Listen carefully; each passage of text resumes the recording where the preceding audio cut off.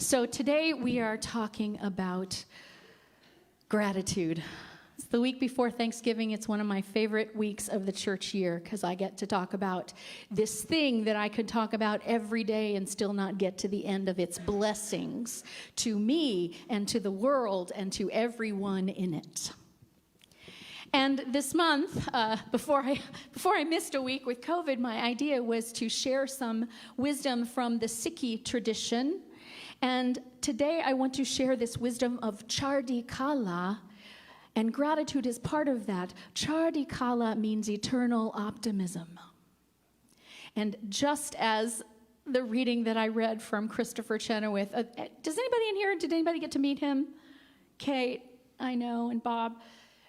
He died this past year, and but he was a mentor to me for years and years and years. He was one of the first people who recognized the minister in me long before I did. And his enthusiasm was so contagious that you, try as you might, could not hold on to your rotten mood if he was anywhere near you.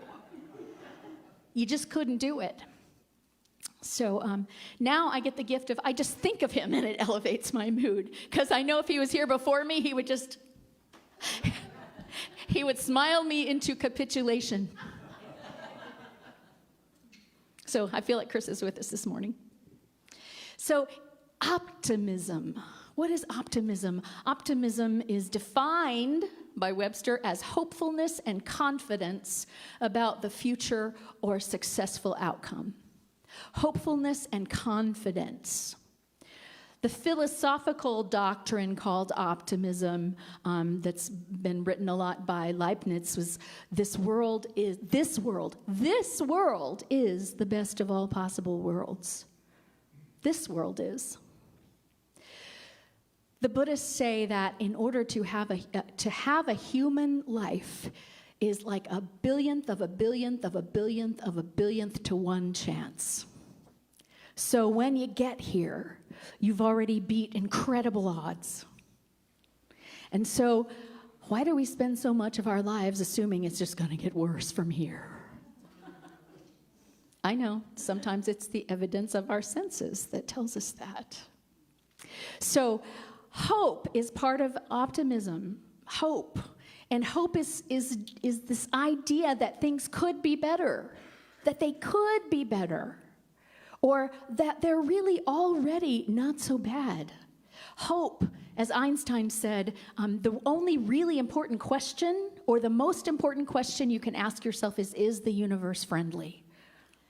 And if you decide that the universe, if that's your answer, the universe is friendly, then it will change your whole outlook, how you act in the world, and therefore what you get reflected back to you in the world. If you decide that the universe is not friendly, then it will affect how you act in the world and what is reflected back to you. That's often called a self-fulfilling prophecy. And gratitude is one of the tools that can make a self-fulfilling prophecy an amazing thing rather than a not-so-good thing.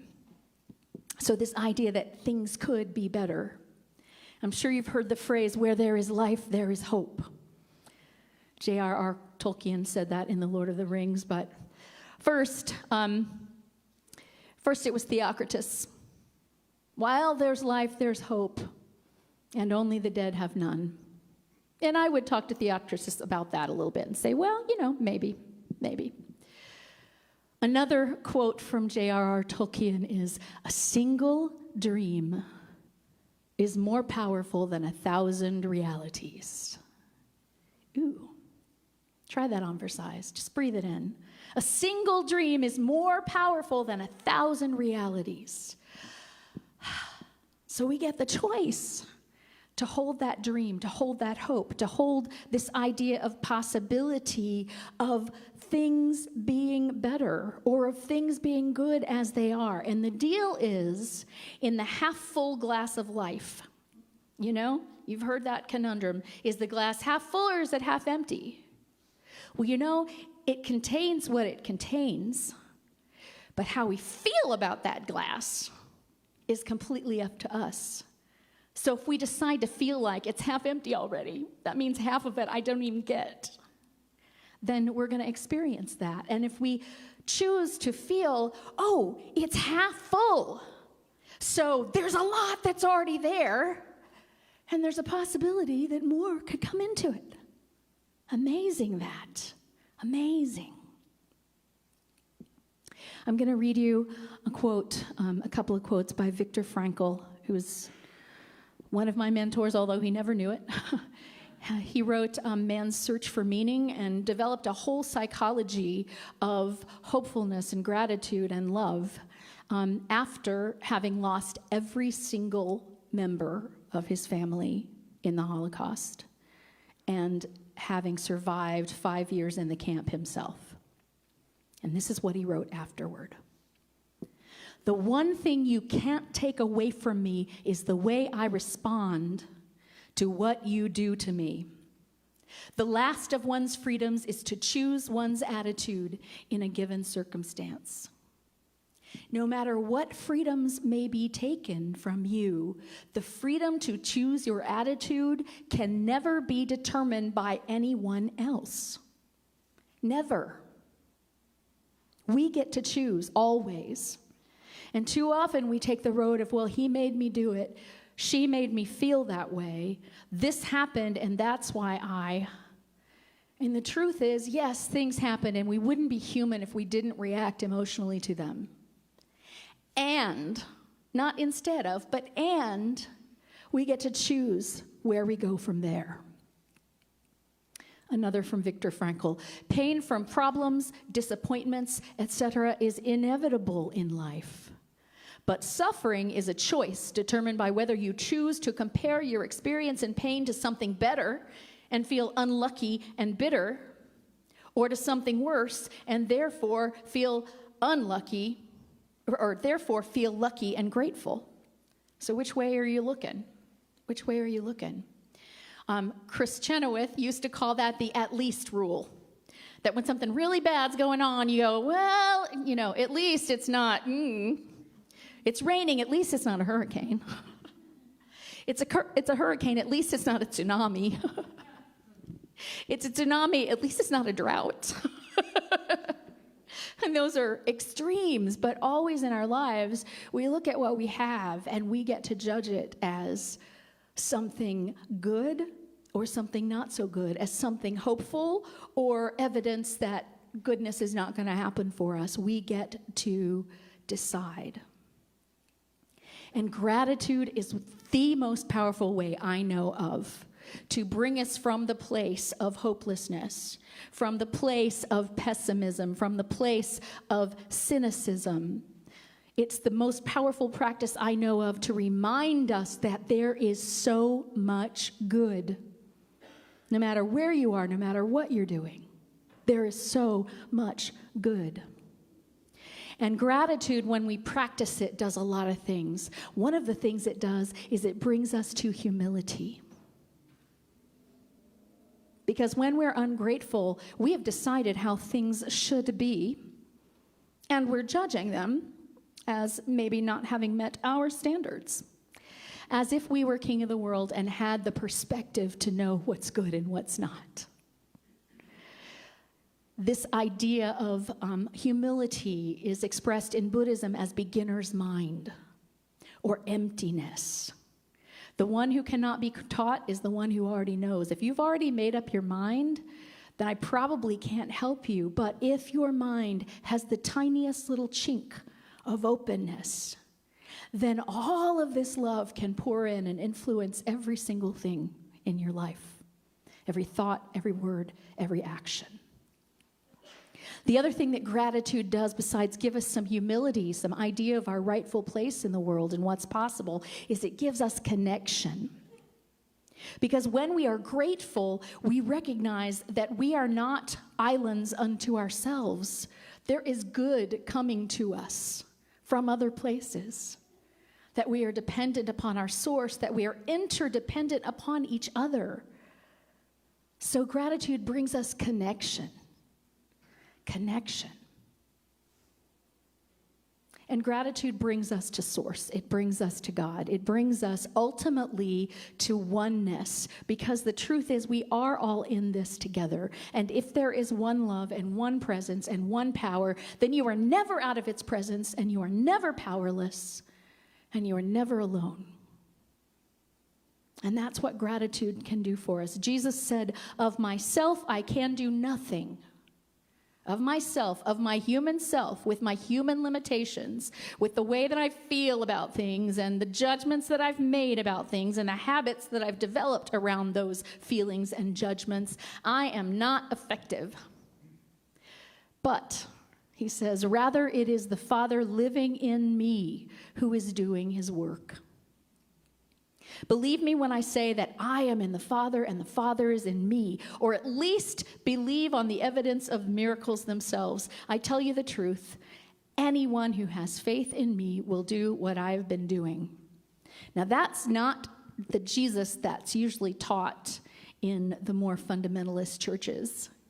Usually the Jesus that's taught is the one where we bow down and we can't, he's holy, only you are holy. There's so many songs about you are holy, I am nothing, I am nothing. And that's not what Jesus said. He said, every single thing that I have done, you can do.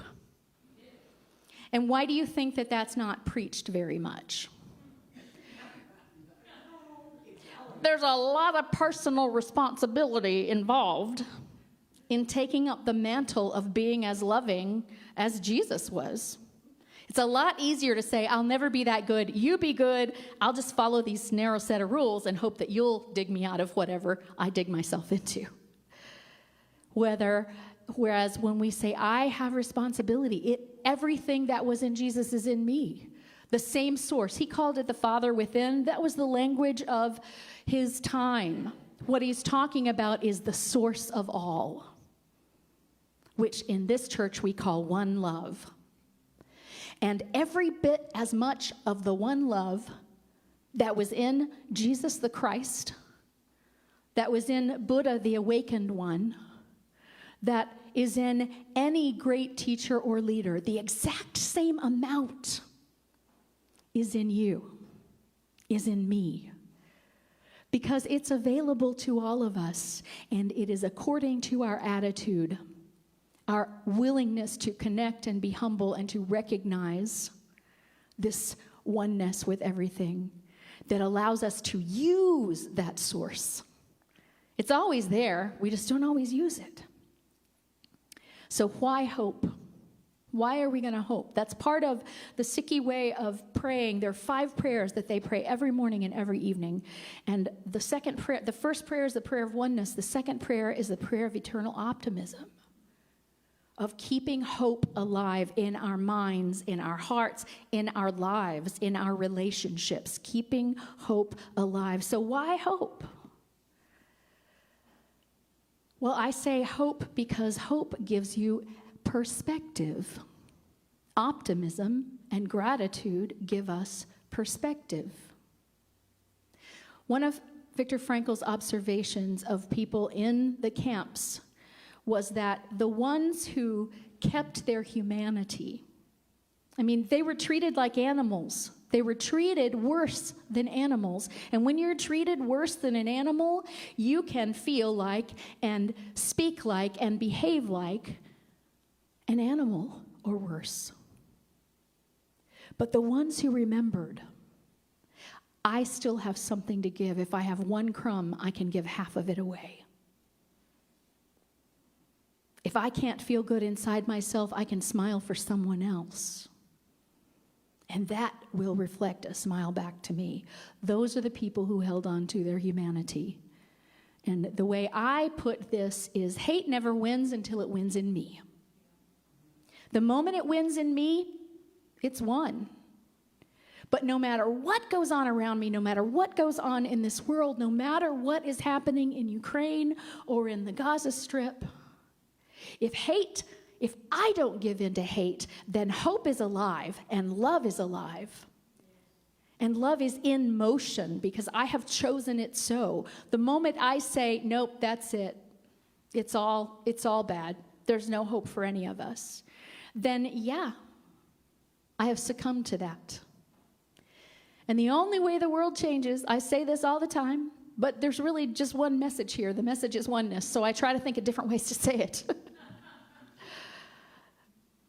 The only hope that we have is to remember who we are as individuals, and then to spread that contagion of remembrance by speaking it, by living it, by showing it, by giving it away, by evoking it in other people, by reflecting back to other people the truth of who they are. This one love, one light, one power, one energy. When we reflect that back, then the world changes. Because we change. Because the people around us change. And you will never know. You will never know the lives you have touched in your lifetime. You may never find out the day that you smiled at someone and you completely turned their day around and make them make a different decision about where they were going and what they were doing. If they were a stranger, you won't know that. If they were a friend, you still might not know that. They might not even be aware of it. But make no mistake, we all have that power. We have the ultimate power over ourselves and our own attitudes, and we have the power, and we have the choice, and we have the privilege of sharing that outwardly with others. So hope gives us perspective. It could be worse. It could always be worse. Where there is life, there is hope. And where is there not life? Because the death of the body is not the end of life. It's the beginning of a different expression of life. So hope changes how we see. When we see the glass as, man, at least half full and probably getting fuller any minute now. As we see it differently, then we begin to think differently. Our thoughts are around how to use this half and what could bring more and how to share it and what good it could do. And then when we think, when our thinking is changed by the way we choose to see things, then our speech gets changed. We are saying things in more positive and loving ways. We are remembering to say, I love you, without going, well, they already know I love them. Well, there's no point in saying it out loud all the time, especially not when they're bugging me. Especially not when they're not doing it right. I'm not going to remind them at that moment that they're loved, because this is unacceptable, right? It changes the way we speak to others. It changes the way we speak, and when we change the way we see, the way we think, and the way we speak, then our actions are reflected in that, and we make a difference in this world. We are on the mission, bringing true the vision of humanity's awakening to the one love, because who are we? We are humanity, connected to all of humanity, and if we are awakening to the one love within, then everybody is to some extent. And if we are bringing other physical expressions of humanity along with us, the way Chris Chenoweth did in his life. I just got to be happy. I don't have any choice. I'd rather not, but I just can't help it.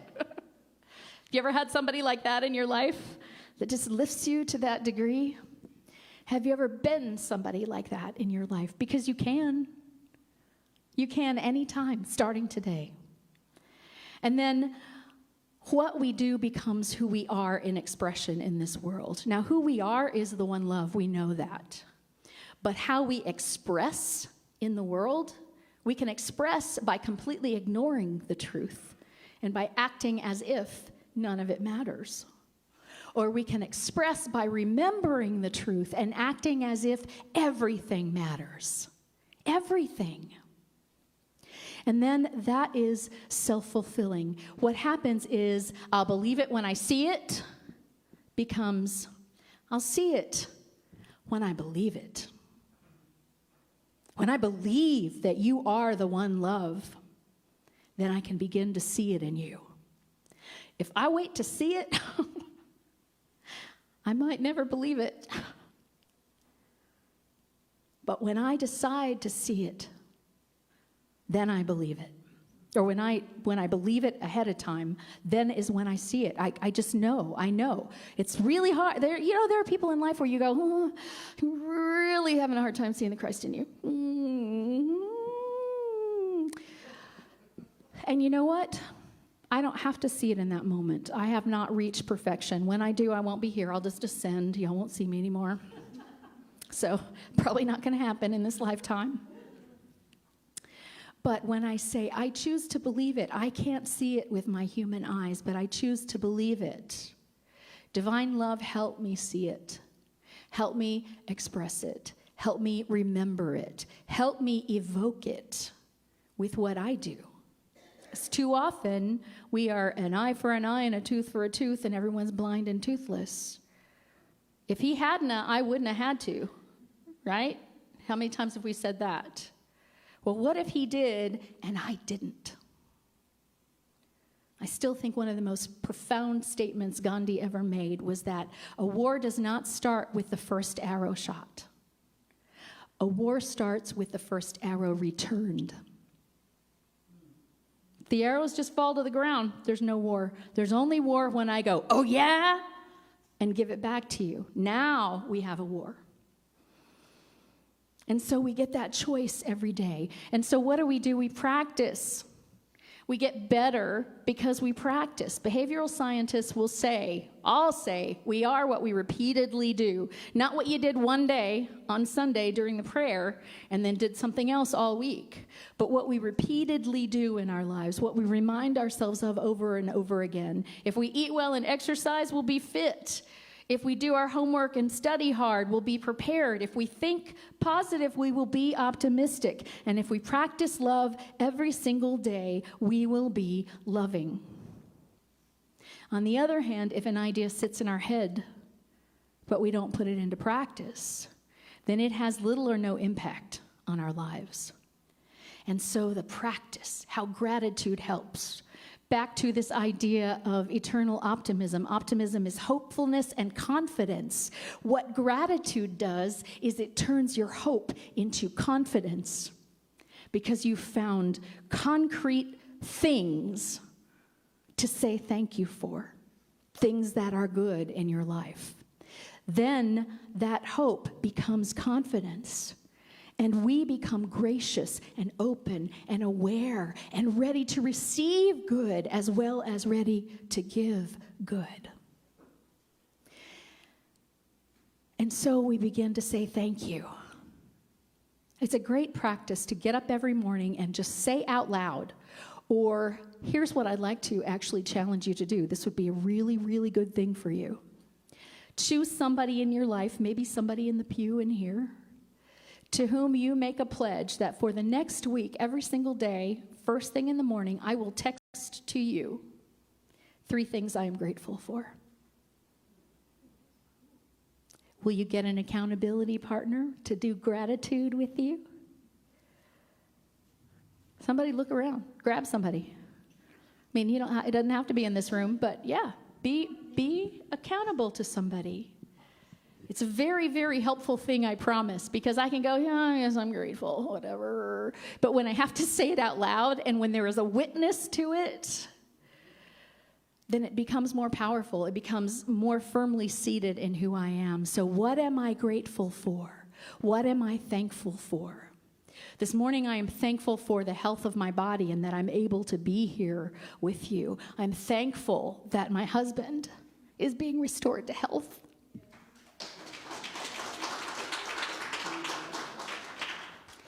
I'm grateful that I'm in this community of people who are willing to put the love that they know into practice.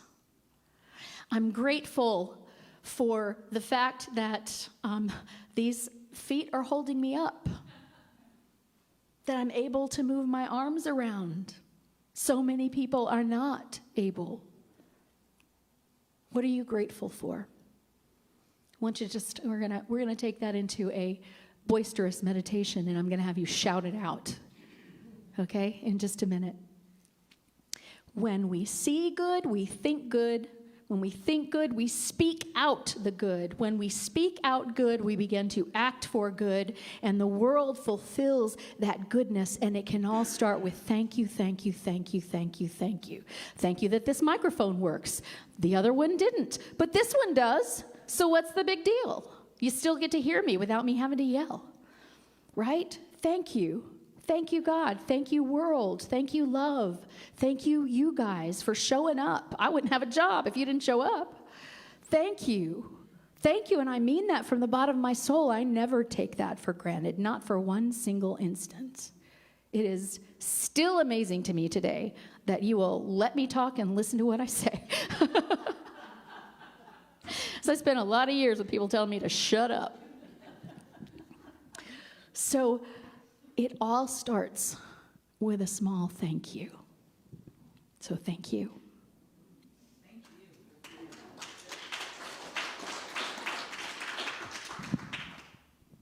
So we're just going to take that into a meditation. Just get yourself comfortable.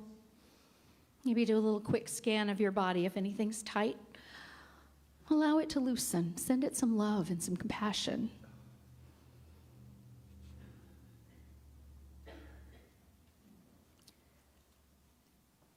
And we'll begin with the breath, because breath is life, given to us freely, day after day after day, whether we're awake or asleep, whether we remember it or don't remember it, whether we give thanks for it or we don't even pay attention to it, it is still given. And so as you breathe, just become aware of how it feels to take breath in your body. And how it feels to let it go so that another breath can come in.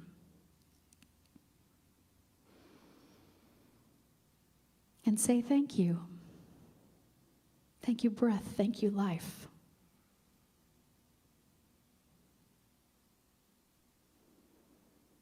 And as we focus on our breathing, we can each go inward to that place in our hearts. The Hindus talk about a flame the size of a thumb that grows right at our heart center. That is the light that we have to shine, and it's always there.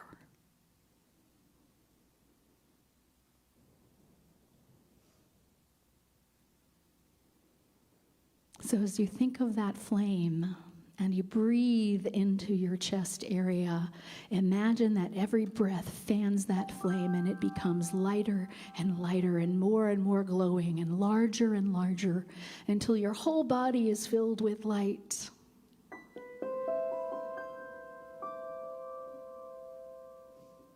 Jesus said the lamp of the body is the eye.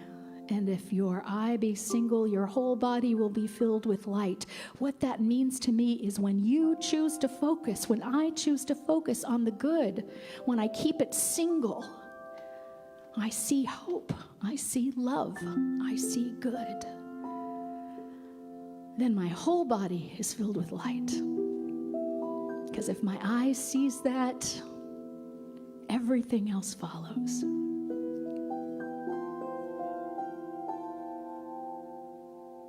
So in this moment, know you are the light of the world. You are, not you could be or you should be. You are the light of the world. Take a moment to just see if you can feel the gratitude in that. I am light. I'm connected to the one light. I can never, ever be put out by anything outside of myself. And if I've been putting my light under a bushel, I choose right now to get rid of it. I get to shine today.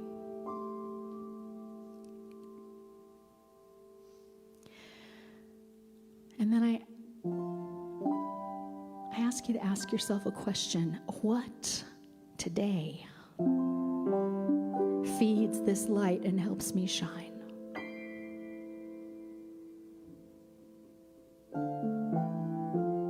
And whatever your answer is, speak it out loud right now. Don't be scared. John's picture. My dog Isabel. Just one of the things. The power of healing. Yes. Family. Mm-hmm.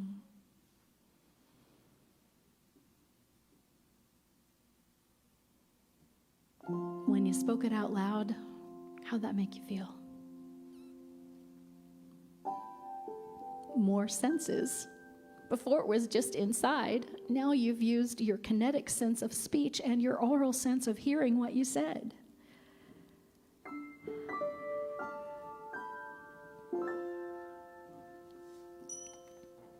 Now we all probably have something in our lives today that doesn't feel so good. Maybe it's a little bit scary. Maybe it's a little bit sad. Maybe it's a lot sad. Don't let it all come in on you. Think of one thing that feels like it's putting a little bit of a damper on the light in you.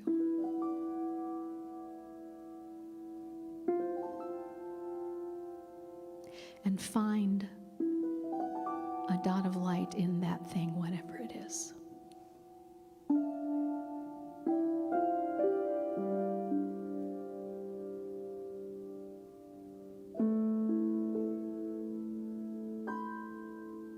And when you found it,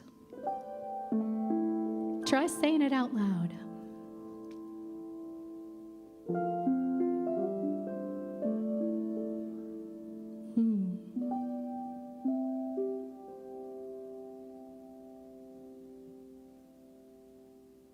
Life. And therefore hope.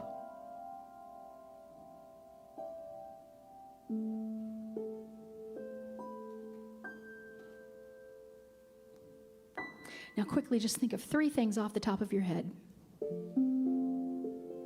Don't belabor them. I'm grateful for cool weather. I'm grateful for the people in this room. I'm grateful that there was a running vehicle that got me here. Small things, big things, it doesn't matter. If you feel brave, speak them out. 1.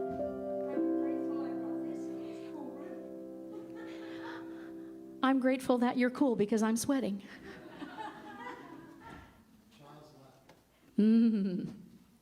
There's something that'll bring you up. Okay, 2.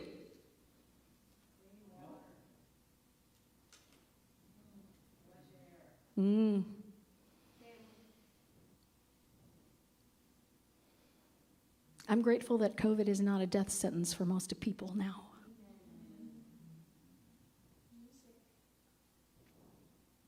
3. I'm grateful I can sing. I'm grateful too for that. I'm grateful I have sugars acquired in my foreseeable future.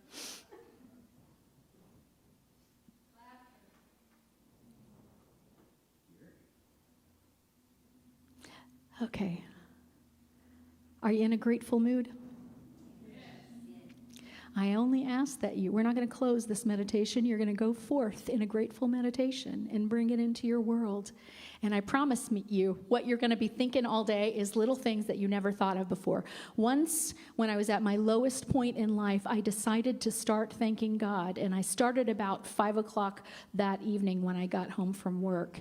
And the next morning at 6 o'clock, I was still going. I hadn't slept. And the whole world was transformed for me. At that point, I might have been running low on stuff. I was looking down going, who thought of how this tie goes into all these holes and then you make it into a bow and it holds your shoe on? Thank you. Thank you for the creative mind that came up with that. Thank you for buttons. Thank you for zippers. Stuff we take for granted. Take it into your world today. I challenge you and I love you. Amen.